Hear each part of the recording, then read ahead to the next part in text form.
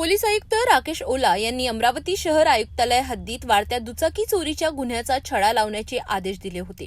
त्या अनुषंगाने गुन्हे शाखेचे पोलीस निरीक्षक संदीप चव्हाण यांच्या नेतृत्वाखाली विशेष पथकाने ही कारवाई केली।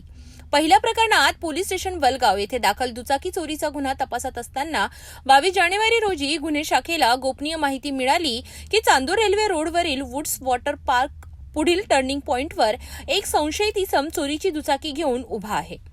त्यावरून पथकाने सापळा रचून आशिष देवेंद्र मकेश्वर वयवर्ष 35 राहणार मिलिंदनगर चांदूर रेल्वे याला ताब्यात घेतले।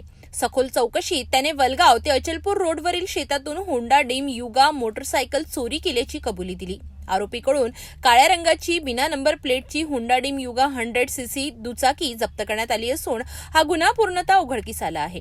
पुढील कारवाईसाठी आरोपीला पोलीस स्टेशन वलगाव यांच्या ताब्यात देण्यात आले। तर दुसऱ्या प्रकरणात पोलीस स्टेशन फ्रेझरपुरा येथे दाखल दुचाकी चोरीचा तपास सुरू असताना गुन्हे शाखेला मालटेकडी परिसरात चोरीची दुचाकी घेऊन एक इसम उभा असल्याची माहिती मिळाली। त्यावरून छगन राहुल पांडे वयवर्ष 35 राहणार यशोदानगर याला ताब्यात घेण्यात आले। त्याने 20 जानेवारी 2026 रोजी काँग्रेसनगर रोडवरील घरातून ऍक्टिवा दुचाकी चोरी केल्याची कबुली दिली। आरोपीकडून पांढऱ्या रंगाची 3G ऍक्टिवा दुचाकी जप्त करण्यात आली। या प्रकरणातील गुन्हाही पूर्णतः उघडकीस आला आहे। या दोन्ही कारवायांमध्ये एकूण अंदाजे 1,20,000 रुपयांचा मुद्देमाल जप्त करण्यात आला आहे।